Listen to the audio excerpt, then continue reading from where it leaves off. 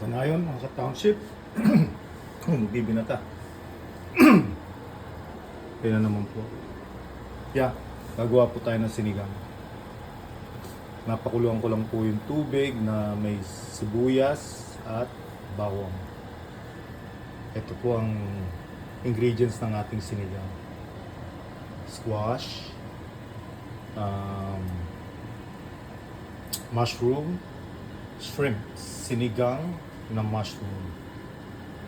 Shrimp, mushroom, and squash. And this is the tamarind. Itong pangsigang natin, powdered. At pwede rin po natin samahan ng konting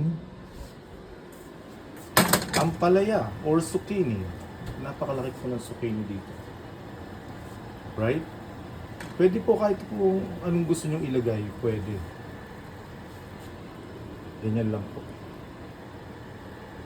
Subscribe po kay Joelito's Way. Turn off muna natin yung exhaust na yan. Masyadong maingay. Subscribe to Joelito's Way, mga kanayon, mga ka-township. Opo, libre naman po yan. Libre. Ang subscription sa YouTube. Type nyo na lang po sa search yung sa YouTube yung Joelito's Way. Madali naman pong makita. Magpa-pop up na lang po yun. Ayan po ang ating sinigang. Sinigang na hipon. Sinigang na shrimps. Ayan po. Pwede po kahit ano po ilagay yung gulay.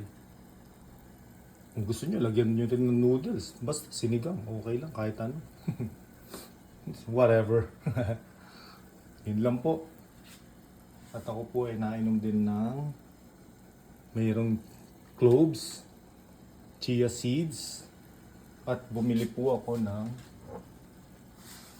tinatawag na honey citron tea.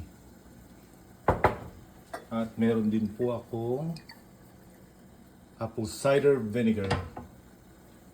Okay po. Maraming salamat po sa panonood. Thank you for watching. Subscribe to Joelito's Way. Search sa YouTube. Thank you. Bye-bye.